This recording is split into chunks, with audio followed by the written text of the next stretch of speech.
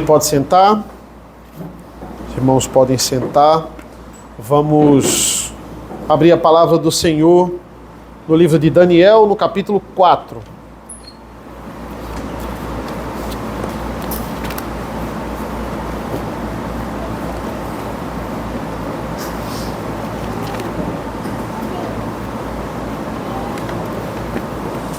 Daniel 4. Eu vou ler os 3 primeiros versículos, irmãos. Essa primeira parte aqui do livro.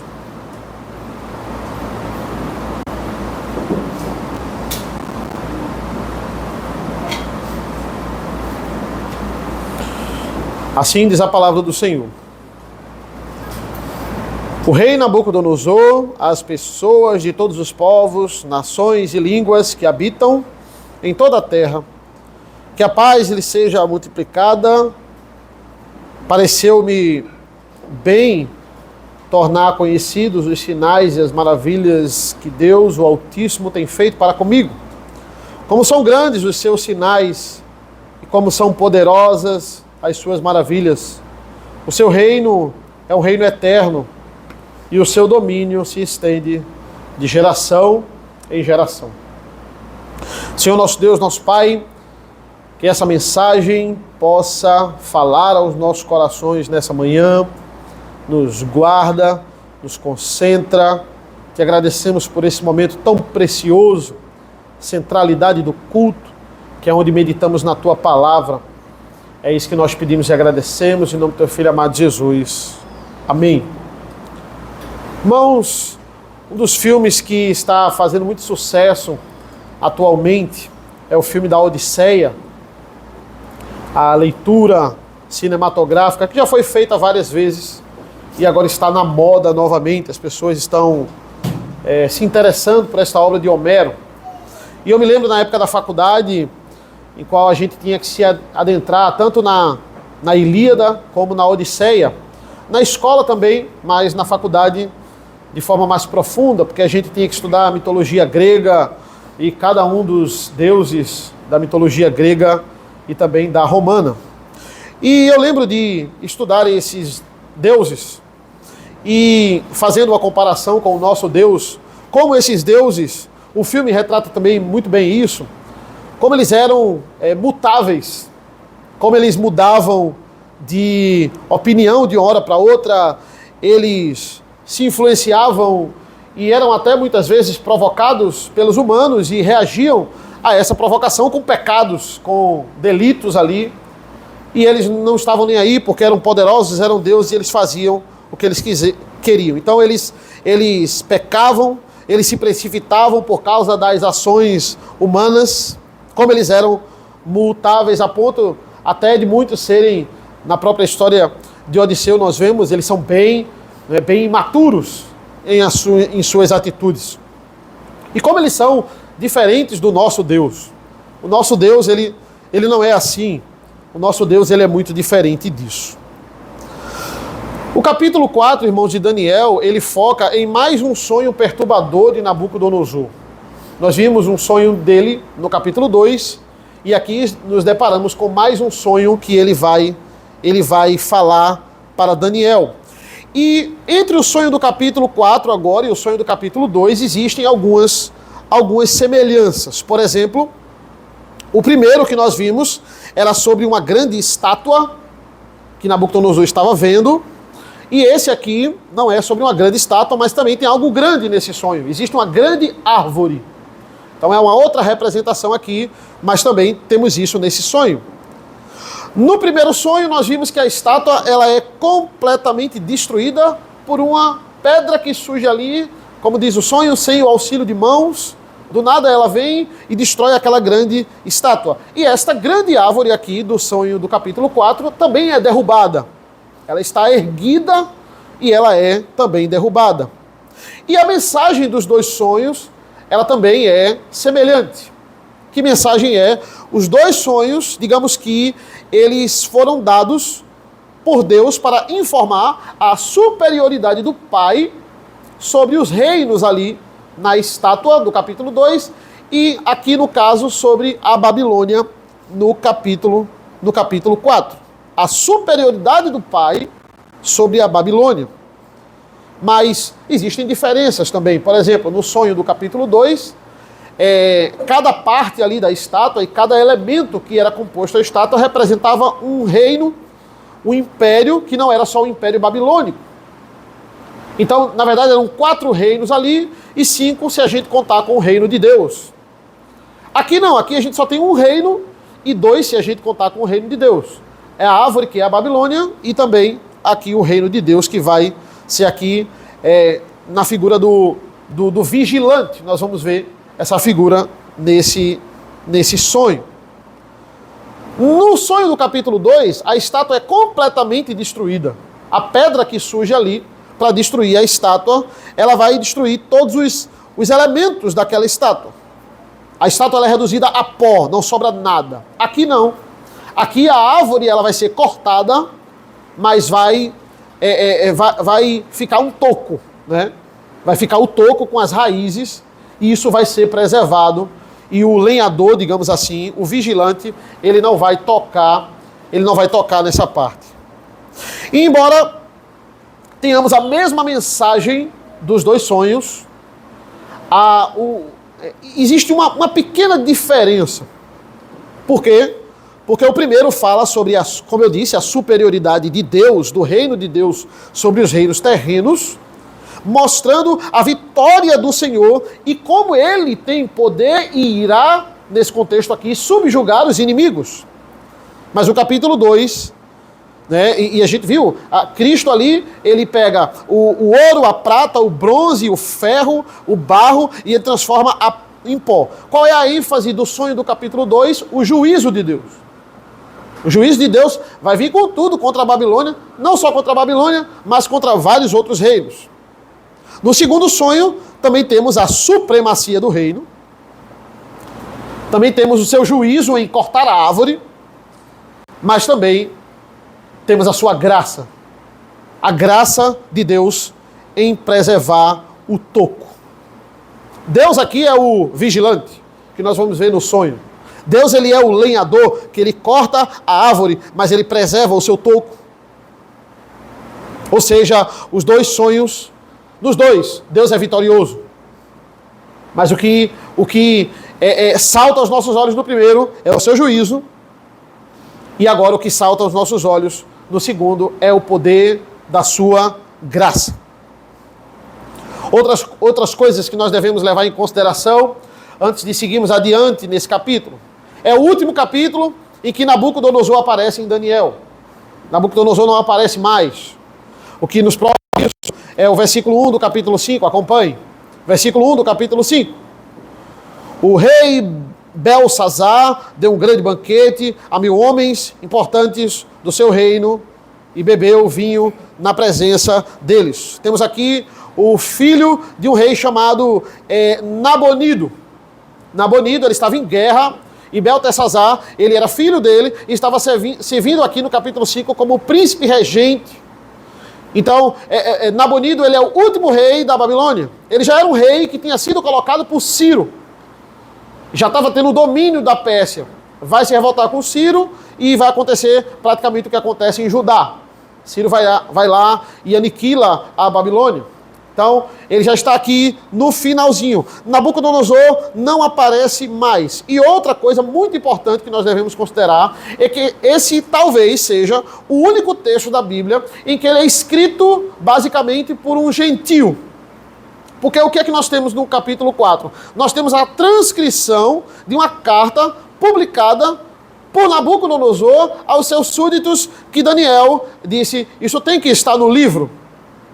Isso precisa estar no livro. Eu vou aqui transcrever o que Nabucodonosor escreveu. A gente não sabe o nome de todos os autores da Bíblia, mas muito provavelmente esse seja o único gentio que escreveu uma parte da Bíblia. Este é Nabucodonosor. Ele foi publicado, Daniel vai lá e transcreve. E o que lemos aqui dos versículos de 1 a 3 é uma doxologia, né? Nabucodonosor está glorificando a Deus. É uma grande doxologia. Muitos estudiosos até ousam dizer que esse, na verdade, não é o início de um novo capítulo, não é o início de uma nova história. Aqui é uma doxologia que Nabucodonosor faz no final do capítulo 3, depois do episódio lá de Sadraque, Mesaque e Abednego na fornalha. Depois daquilo ali, Nabucodonosor diria essas palavras, alguns acham isso.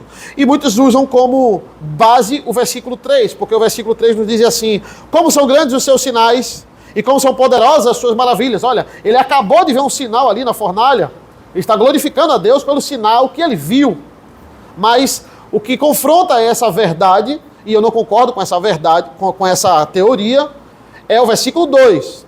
Porque olha o que é que o versículo 2 vai dizer: pareceu-me bem tornar conhecidos os sinais e as maravilhas que Deus, o Altíssimo, tem feito para comigo. No capítulo 3, ele viu o sinal. Ele não experimentou o sinal.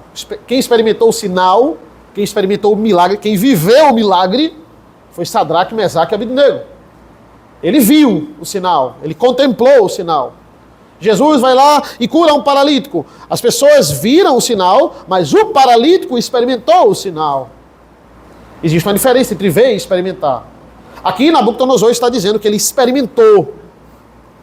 É diferente de ver. Então, porque ele começa com uma doxologia, geralmente uma doxologia se faz no final, mas tem no final também. A partir do versículo 34 tem outra doxologia. A carta dele começa com a doxologia e termina com a doxologia. Parece que a carta começou de trás para frente. Primeiro ele louva ao Senhor, para depois dizer o motivo pelo qual ele louva ao Senhor. E o que é esse capítulo, irmãos? É o capítulo que mostra que uma grande transformação aconteceu na vida de Nabucodonosor. Todos os capítulos começam com Nabucodonosor fazendo uma coisa errada, muito errada. No capítulo 2 e no capítulo 3 ele queria ser comparado a Deus. No capítulo 1 é pior, ele pega os utensílios da casa do Senhor e leva para o templo do seu Deus. Sempre com algo fazendo errado. Mas no capítulo 4, essa narrativa ela muda completamente. O Nabucodonosor desafiador, que se achava igual a Deus, agora virou o Nabucodonosor adorador. Veja que coisa. E aqui parece que da forma correta, porque ele para de adorar ou de engrandecer Daniel e os seus amigos, mas passa a adorar e engrandecer o Deus de Daniel e os seus amigos. E como esse homem foi transformado, é isso que esse capítulo nos mostra. Ele começa falando de como ele estava num estado de tranquilidade e conforto. Estava tudo bem, entre aspas, na vida dele. Versículo 4. Eu, Nabucodonosor, estava tranquilo na minha casa e feliz no meu palácio. Se alguém tinha respaldo para dizer que já experimentou tudo nessa vida, era Nabucodonosor. Se Salomão já nos diz isso em Eclesiastes, tudo que eu queria, eu conseguia. Tudo que os meus olhos desejavam, eu ia lá e conseguia. Salomão, que tinha um poder aquisitivo, digamos assim, muito menor do que Nabucodonosor, poder financeiro, o reino de Salomão, em termos de dinheiro, em termos de riqueza, em termos de despojo de guerra, era muito menor do que Nabucodonosor, muito menor do que a Babilônia. Se o próprio Salomão já dizia isso, imagine Nabucodonosor. Prosperidade não é algo ruim? Todos nós buscamos isso. Buscamos uma prosperidade, talvez, uma estabilidade financeira no nosso trabalho e uma prosperidade, fazer o melhor nas demandas que Deus nos dá. Mas nós temos que ter cuidado com a prosperidade, porque é bom, mas é perigoso. Nabucodonosor não é diferente da maioria das pessoas que usam a prosperidade com soberba. Usam a prosperidade para se vangloriar. E aqui, pelo menos nos 3 primeiros capítulos, ele passa a rivalizar com o próprio Deus. Então, pela segunda vez, o Senhor dá um sonho perturbador. Mas ele vai agir diferente. Diferente de como ele agiu no capítulo 2, quando ele teve esse sonho. Veja o versículo 5. Tive um sonho que me espantou. Quando eu estava na minha cama, os pensamentos e as visões que passaram diante dos meus olhos me perturbaram. Por isso expedi um decreto ordenando que fossem trazidas à minha presença todos os sábios da Babilônia, para que me revelassem a interpretação do sonho. Então vieram os magos, os encantadores, os caldeus, os feiticeiros. Eu lhes contei o sonho, mas eles não puderam me revelar a sua interpretação. Por fim, apresentou-se Daniel, que é chamado de Beltesazar, em honra ao nome do meu Deus. Ele tem o espírito dos santos deuses. E eu lhe contei o sonho dizendo: Beltesazar, chefe dos magos, eu sei que você tem o espírito dos santos deuses e que não há mistério que você não possa explicar. Vou lhe contar o sonho que eu tive para que você me diga a ele o significado. Algumas diferenças do capítulo 2. Primeiro, ele não comete aquela tirania de dizer: me diga o sonho e a interpretação. Ele diz: não, eu sei que Deus pode revelar o sonho, eu vou dizer o sonho, por favor, me diga a interpretação. E segundo, que ele não sai querendo matar todo mundo que não revela os sonhos, porque, mais uma vez, os feiticeiros ali e os sábios da Babilônia, eles não dizem nada, eles não têm revelação de nada, mas ele não sai dizendo que vai matar todo mundo. É um Nabucodonosor mais ameno. Ele não faz exigências além do normal. Ele vai reconhecer o Deus de Daniel. E esse sonho está dos versículos 10 ao 17 e tem como personagem principal uma árvore. O sonho vai dizer que essa árvore era grande, essa era uma árvore forte, era uma árvore tão grande que chegava no topo do céu. O versículo 11 nos diz: a árvore cresceu e se tornou forte, de maneira que a sua altura chegou até o céu. Ela podia ser vista desde os confins da terra. Primeira informação, uma árvore enorme. Segunda informação, versículo 12, uma árvore muito bonita. A sua folhagem era bela. O seu fruto era abundante. E nela havia sustento para todos. Debaixo dela, os animais selvagens achavam sombra e as aves do céu faziam morada nos seus ramos. E todos os seres vivos se alimentavam dela. Primeira informação, muito grande. Chegava no céu. Segunda informação, maravilhosa. E terceira informação, ainda no versículo 12. Ela era muito útil.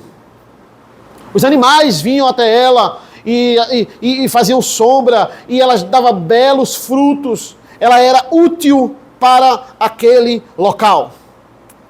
E do mesmo jeito que Nabucodonosor está no sonho do capítulo 2, olhando e admirando a estátua, e ao mesmo tempo ele é a cabeça dessa estátua, ele está aqui admirando e olhando essa árvore, e ao mesmo tempo ele é esta árvore. Esse é o contexto aqui do sonho. Versículo 13. No meu sonho, quando eu estava na minha cama, vi um vigilante, um santo, que descia do céu, gritando em alta voz: derrubem a árvore, cortem os seus ramos, arranquem as folhas e espalhem os seus frutos. Espalhem os animais que estão debaixo dela, e as aves que fazem morada nos seus ramos. Esse vigilante aqui, um santo, o homem que desceu do céu, ele dá uma ordem, não apenas de derrubar a árvore. Eu quero que vocês arranquem os seus ramos, suas folhas sejam arrancadas, os seus frutos espalhados e os animais dispersados. Mas depois de toda essa destruição, o versículo 15. O toco dela você não vai tirar. Você não vai arrancar essa árvore da raiz.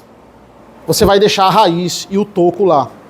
Coisa que não aconteceu com a estátua do capítulo 2. Não sobrou nada da estátua. Aqui sobrou. Versículo 15. Mas o toco com as raízes deixem na terra, amarrado com correntes de ferro e de bronze, em meio à erva do campo, que esse toco seja molhado pelo orvalho do céu, e pela parte que lhe cabe, seja a erva da terra, junto com os animais. Até aí fica fácil de entender, irmãos. Uma árvore, o lenhador veio, cortou, ficou o toco. Não temos dificuldade em a gente ver a estrutura. Isso, tudo que aconteceu aqui, poderia acontecer no mundo real.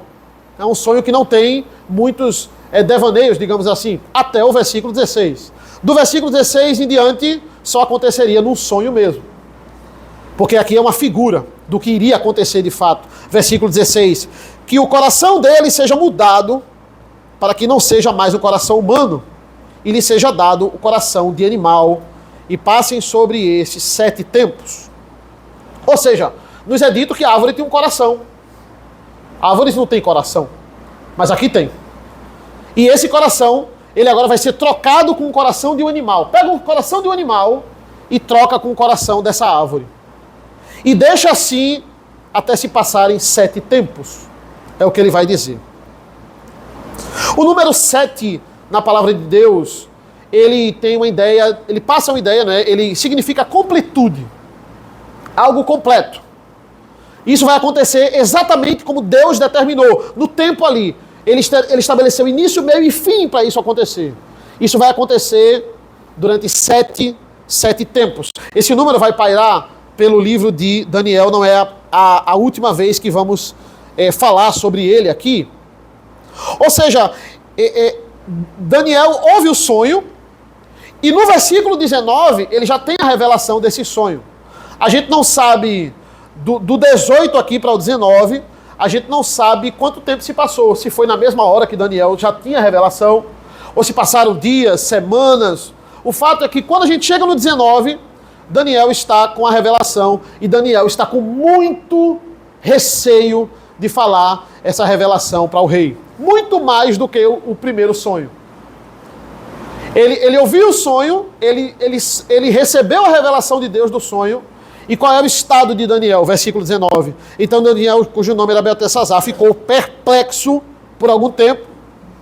E os seus pensamentos o perturbavam. Ele ficou perturbado com a revelação do sonho. Então o rei lhe disse: Beltesazar, não deixe que o sonho ou a sua interpretação o perturbem. Olha a resposta de Daniel. Beltesazar respondeu: meu senhor, quem dera o sonho fosse a respeito daqueles que o odeiam, e a sua interpretação se aplicassem aos seus inimigos. Quem dera esse sonho fosse para o seu pior inimigo, e não fosse para o Senhor, mas ele é para o Senhor. O rei está: fala logo, Daniel, qual é a revelação? E Daniel está com receio de falar. E como todo bom sermão, eu acho muito interessante, Daniel divide essa revelação em 3 pontos para Nabucodonosor, certo? Ele vai dizer: olha, tem 3 coisas muito importantes nesse sonho, então preste atenção. Primeira interpretação, ele diz que a árvore é de fato Nabucodonosor. Versículo 22. Aquela árvore é o Senhor, ó rei, que cresceu e veio a ser forte. A sua grandeza, ó rei, cresceu e chegou até o céu, e o seu domínio se estendeu até a extremidade da terra.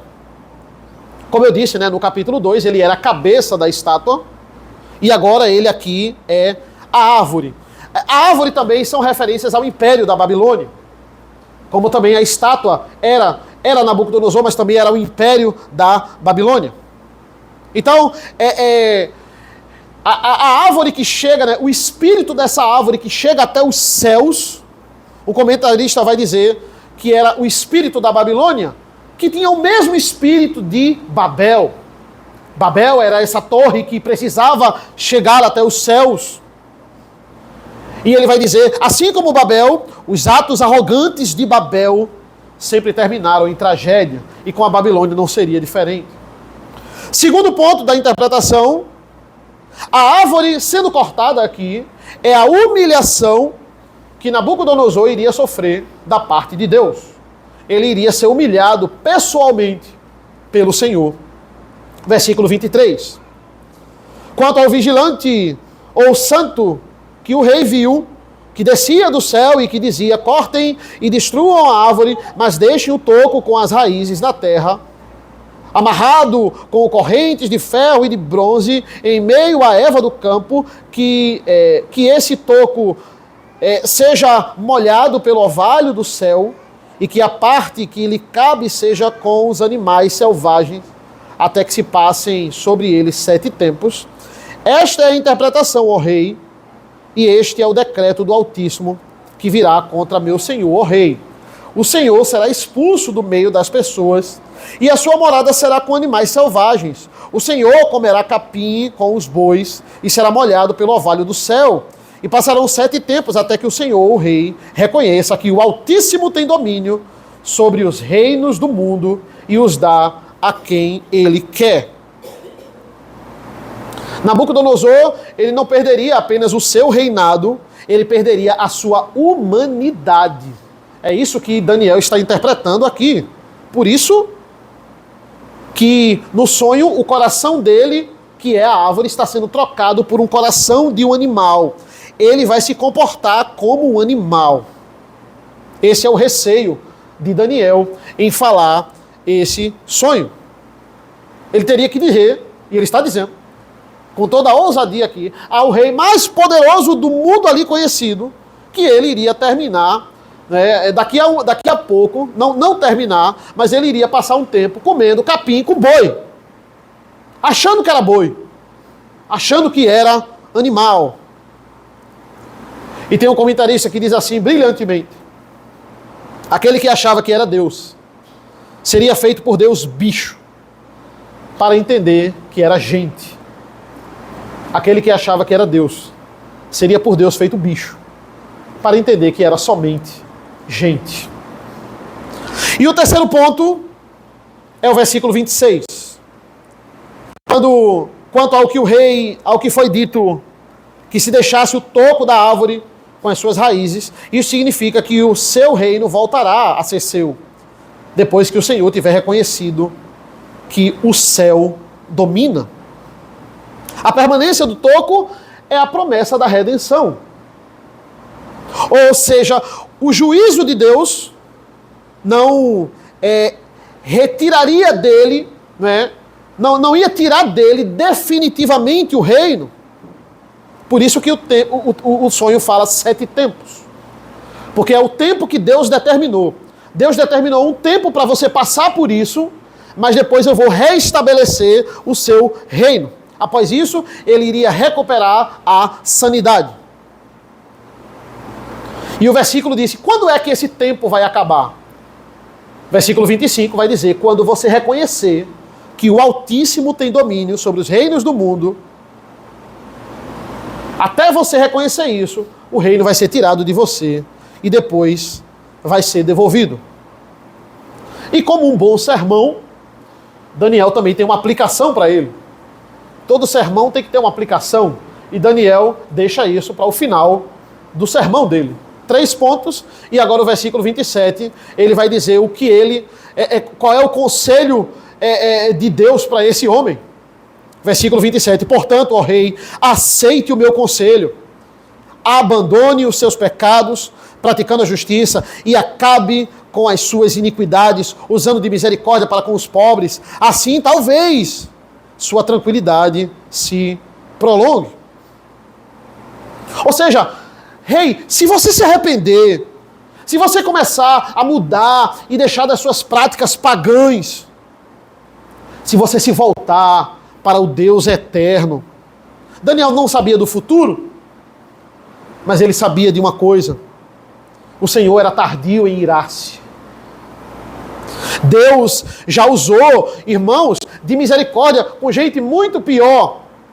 Não acho que Nabucodonosor era pior do que os ninivitas. Os ninivitas lá, que Deus salva toda a cidade. Os ninivitas eram assírios. Os assírios, eles eram muito piores do que os caldeus. Os assírios cometiam maldade por diversão. Pobre de alguém que perdesse uma guerra para os assírios. Eles invadirem o reino do norte e os caldeus invadirem o reino do sul. Também era uma grande manifestação da misericórdia de Deus. Pode ter certeza disso. O que é que Daniel está dizendo? Deus é misericordioso, rei. Quanto mais cedo você se arrepender, melhor. A misericórdia do Senhor é a causa, rei, de nós não sermos consumidos. Se arrependa dos seus pecados, mas isso não acontece. Lamentavelmente, isso não acontece. Entre o versículo 27 e 28 se passam 12 meses, um ano. 12 meses é tempo suficiente para você se arrepender. mas também é tempo suficiente para você se esquecer. E é isso que acontece aqui. Pense aí num sonho perturbador que você teve. Geralmente a gente fica uma semana pensando nele, um mês pensando nele, mas um ano a gente já esqueceu. E foi isso que aconteceu. Nabucodonosor viu o sonho, disse obrigado a Daniel e seguiu a vida dele. Esqueceu, não aplicou nada do que Daniel falou. E é muito interessante porque é isso que diz o 28, veja o 28. Tudo isso, de fato, aconteceu com o rei Nabucodonosor. Passados 12 meses, quando estava passeando no terraço do palácio real da cidade da Babilônia, o rei disse: não é essa grande Babilônia que eu construí para a casa real, com o meu grandioso poder e para a glória da minha majestade? Irmãos, vejam quantos eus tem nessa fala. Não é essa Babilônia que eu construí. Né? Eu fiz isso, olha, com o meu grandioso poder, para a glória da minha majestade. E a Bíblia fala que imediatamente depois dessa fala, Deus vai ter um encontro com Nabucodonosor. Versículo 31. Enquanto o rei ainda falava, veio a voz do céu que disse: a você, rei Nabucodonosor, se anuncia o seguinte: este reino lhe foi tirado, você será expulso do meio das pessoas, e a sua morada será com os animais selvagens. Você comerá capim como os bois. E passarão 7 tempos até que você reconheça que o Altíssimo tem domínio sobre os reinos do mundo e os dá a quem ele quer. No mesmo instante se cumpriu a palavra sobre Nabucodonosor. Ele foi expulso do meio das pessoas e começou a comer capim com os bois. O seu corpo foi molhado pelo orvalho do céu, até que lhe cresceram os cabelos como as penas da águia e as suas unhas como as garras das aves. Alguns comentaristas tentando explicar o que é que aconteceu de fato com Nabucodonosor aqui. Do nada ele começou a se comportar como um animal e comia a comida dos animais e achava que era um animal.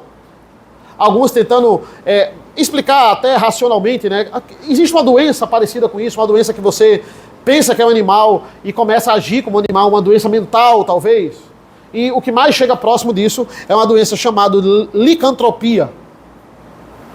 Você começa a ter esse tipo de comportamento. É um transtorno que acontece na vida de uma pessoa. Como esse problema, né? E claro, ele vai ser afastado de governar, ele vai ser afastado de toda a relação ali social da Babilônia. Ele agora acha e está se comportando como um animal. Impossível conviver socialmente. Mas o foco do texto não é nem detalhar isso. É muito interessante isso. O foco do texto não é mostrar como isso aconteceu, quais são as nuances. Não. O foco do texto é dizer, olha, o que aconteceu no sonho agora se cumpriu.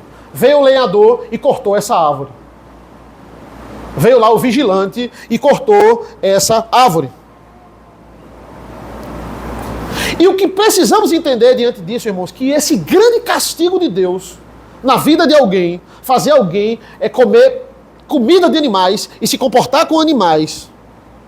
Isso é a manifestação da ira de Deus sobre esse rei que achava que era o próprio Deus. Mas ao mesmo tempo, nós estamos vendo aqui que essa não é só a manifestação da ira de Deus. Essa é a manifestação da graça de Deus, porque no final dos 7 tempos, no final do período designado por Deus, o rei levantaria os olhos para os céus e a sua mente ela iria ser devolvida, ela iria ser restaurada, como de fato acontece. E quem nos assegura isso é o versículo 34 em diante. Veja o final desse livro. Mas ao fim daqueles dias, eu, Nabucodonosor, levantei os olhos ao céu e recuperei o entendimento. Então eu bendisse o Altíssimo e louvei e glorifiquei aquele que vive para sempre. Isso é Nabucodonosor falando. O seu domínio é eterno, o seu reino se estende de geração em geração. Todos os moradores da terra são considerados como nada, e o Altíssimo faz o que quer com o exército do céu. E com os moradores da terra não há quem possa deter a sua mão, nem questionar o que ele faz. Nesse tempo recuperei o entendimento. E para a dignidade do meu reino recuperei também a minha majestade e o meu resplendor.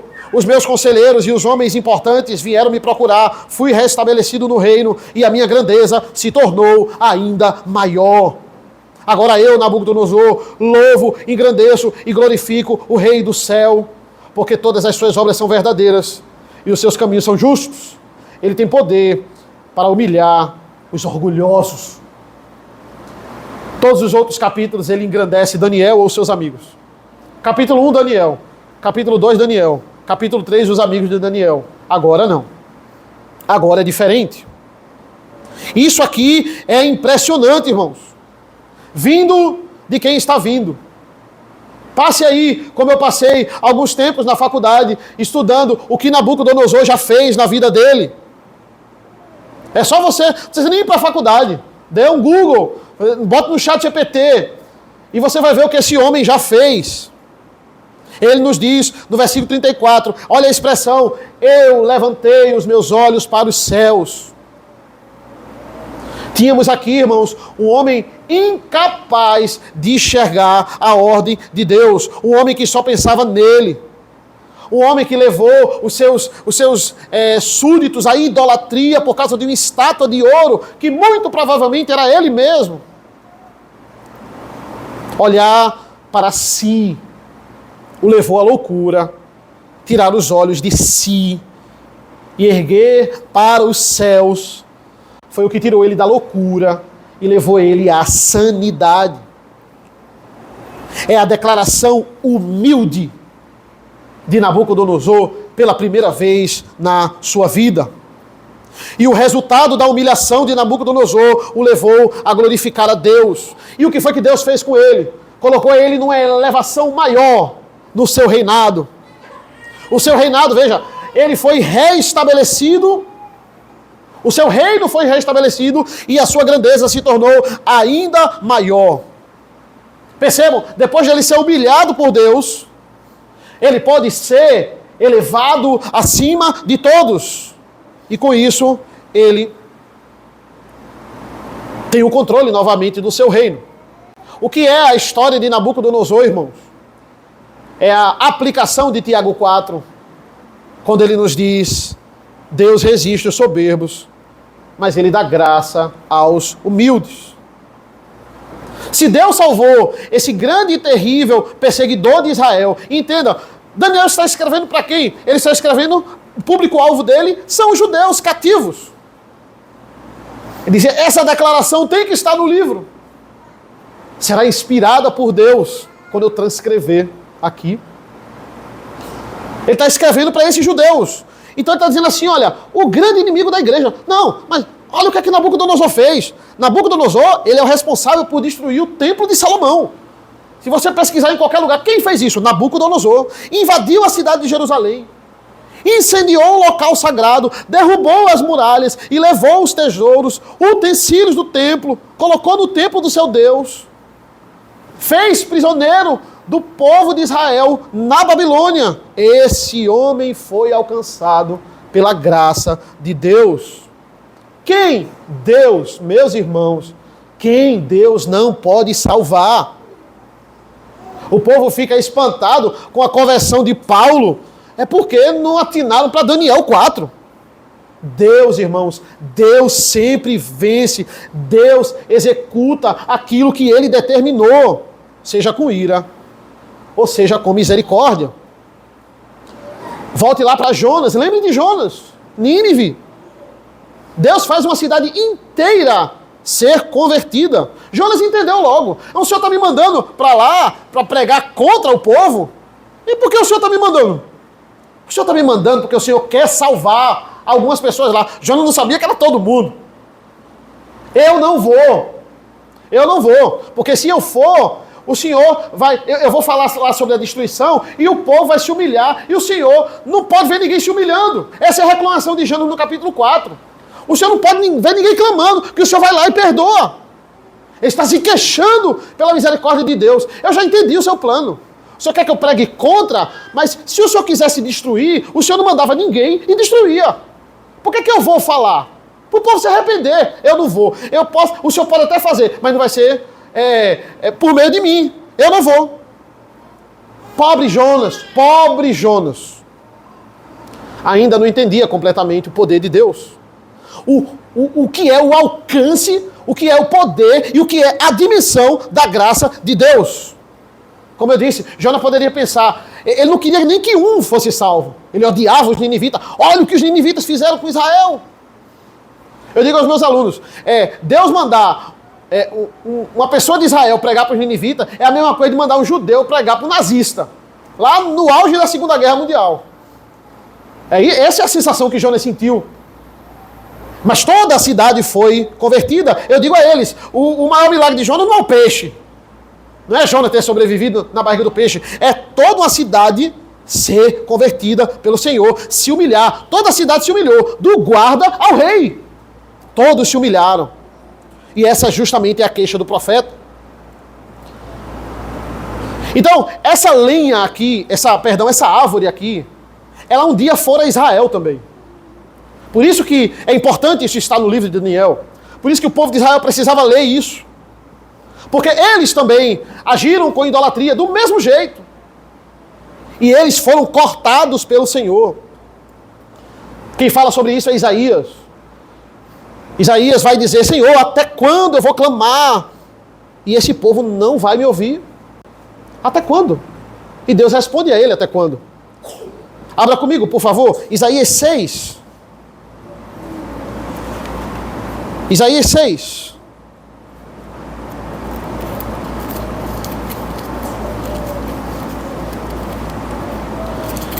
A partir do versículo 11.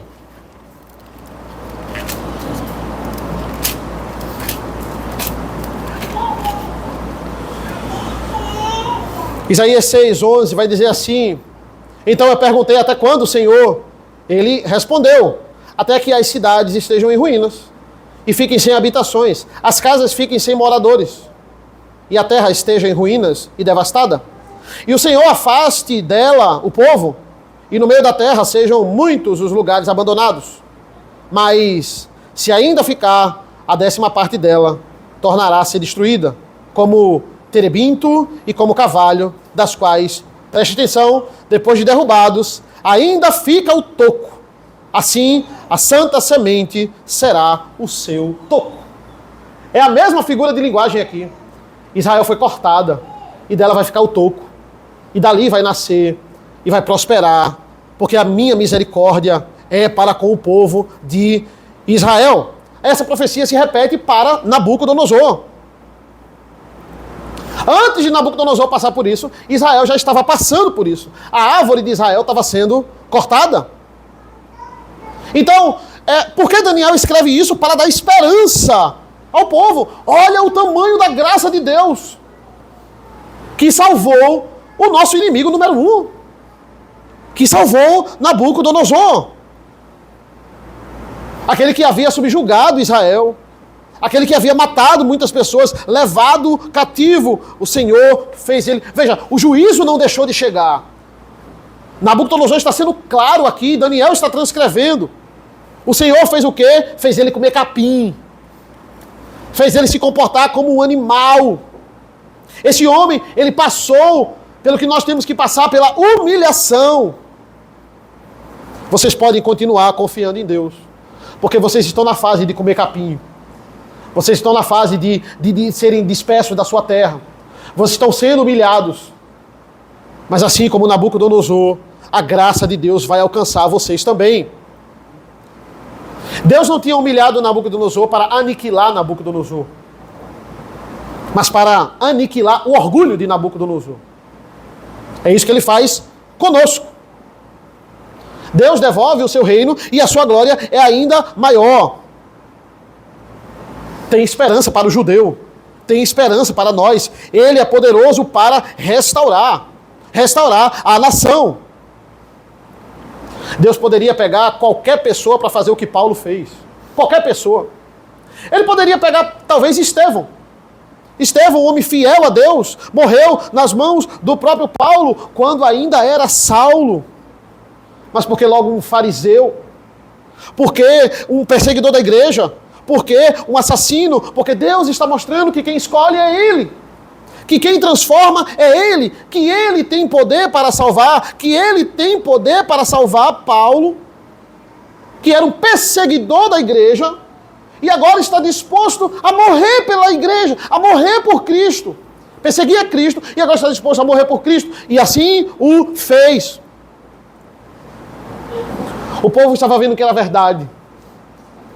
Se eles chamassem pelo nome do Senhor, se eles orassem, se eles se humilhassem, se eles buscassem, o Senhor os ouviria dos céus e perdoaria os seus pecados e sararia a sua terra.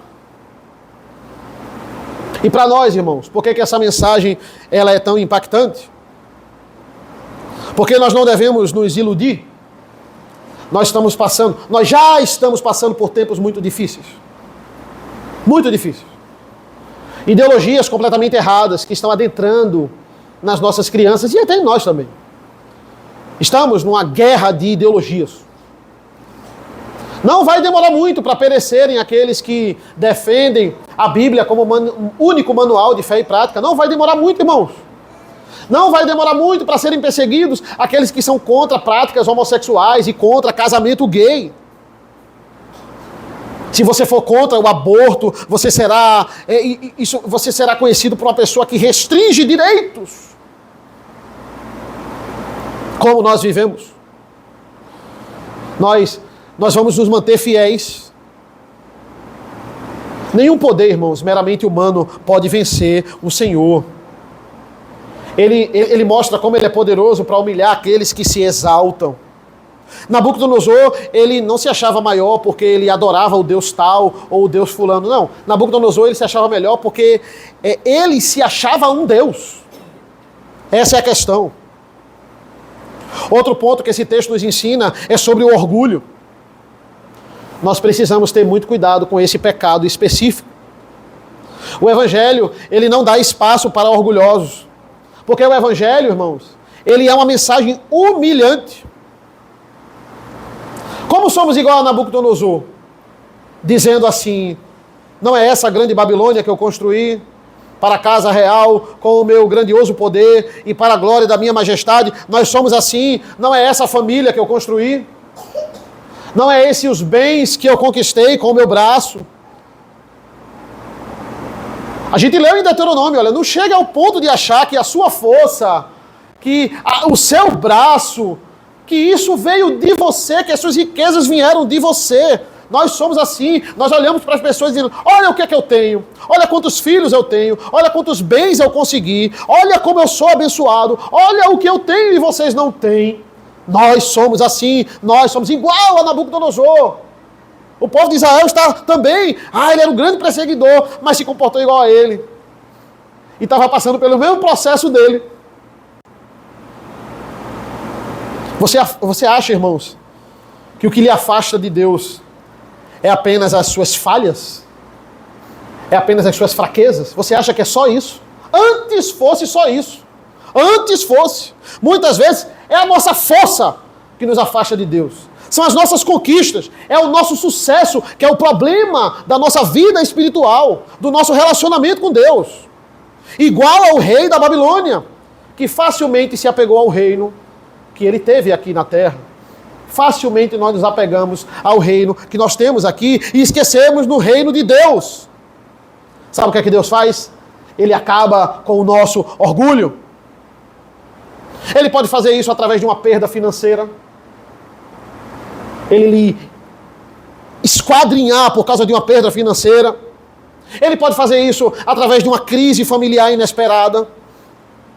Ele pode fazer isso fazendo você passar por um pecado vergonhoso para abater o seu orgulho. E quando isso acontecer, irmãos, porque pode acontecer, quando você estiver triste, achando que não há mais esperança, tenha certeza, isso é manifestação da justiça de Deus, mas tenha essa esperança, isso é manifestação também da graça de Deus, porque o pior que Ele poderia fazer era deixar você confortável no seu orgulho. Isso é graça de Deus também. Às vezes, irmãos, a gente precisa comer com porco. Comer a comida de porcos para voltar à casa do Pai. E isso não quer dizer, irmãos, eu não estou dizendo aqui que o sofrimento vai lhe salvar. Porque sofrimento não salva ninguém. Como a Igreja Católica acredita que a penitência ali, se você cumprir, isso é uma heresia. Eu não estou exaltando o sofrimento. Você vai sofrer e é o sofrimento que lhe salva de forma nenhuma. O sofrimento, ele é uma ferramenta de Deus para quebrar o seu orgulho deixado pelo terrível pecado. Para que você comece a olhar para cima. E pare de olhar para você. Olhe para cima. O foco é no reino de Deus. Então, ao contrário dos deuses gregos, irmãos, como eu comecei aqui, que mudam de opinião, que mudam de humor, que são influenciados pelos humanos, são completamente mutáveis, tanto os deuses gregos como os romanos. Como eles criavam o Deus, e o Deus era o reflexo deles mesmos. Eram apenas seres humanos com poderes. Era só isso. Não passavam disso. O nosso Deus não é assim. O nosso Deus, ele é imutável, ele determina todas as coisas, ele não se arrepende, ele é perfeito. Ele já separou quem é que vai ser salvo e quem não vai, e ninguém muda a opinião dele, ele é piedoso. Porque não só Nabucodonosor não merecia esse amor, nós também, nós não merecíamos nada. Temos que deixar o nosso orgulho. Cristo é o nosso maior exemplo, porque ele se humilhou muito mais do que Nabucodonosor. Cristo foi aquele que não comeu com animais. Ele foi mais fundo. Ele foi à sepultura. Que humilhação pode haver maior do que Deus morrer? Essa é a humilhação, mas em 3 dias ele retornou. Ele foi exaltado. E como vimos em Efésios, ele está no último andar dos céus. Ele controla tudo. Nada está acima dele. Nós precisamos ser humilhados, somente se humilhado perante Cristo, nós vamos olhar para cima, e somente olhando para cima, nós vamos entender e vamos encontrar sanidade em meio à loucura que é esse mundo. Tire os olhos de si, tire os olhos das suas conquistas, tire os olhos das suas falhas. Abandone até as suas falhas. Comece a olhar para Cristo. Porque é tudo sobre Ele. É sobre a obra dEle. É sobre, não as suas conquistas, é sobre as conquistas dEle. E eu termino com isso, irmãos. Por que é tão importante nós adorarmos ao Senhor? Por que tantos louvores de adoração? Porque a adoração, doxologia no início dessa carta? Por que doxologia no fim dessa carta? Por que tanta adoração? Porque é impossível, enquanto adoramos a Deus, adorarmos a nós mesmos. E esse é o segredo de você não adorar a você mesmo. É puro e é simples. Adore a Deus. Viva uma vida de adoração. Não pare de adorar a Deus. Crie essa prática para que Ele cresça. E quando Ele cresce, você diminui. Eu diminuo. E é assim que tem que ser. Amém, meus irmãos? Vamos orar. Senhor, nosso Deus, nosso Pai, nós te agradecemos pela leitura da Tua Palavra, nós te agradecemos por essa mensagem que é viva, que é atual em nossas vidas. Nos abençoa, nos prepara para esse momento tão importante, que é o momento da ceia do Senhor, esse sacramento abençoado. É isso que nós pedimos e agradecemos em nome do Teu Filho amado Jesus. Amém.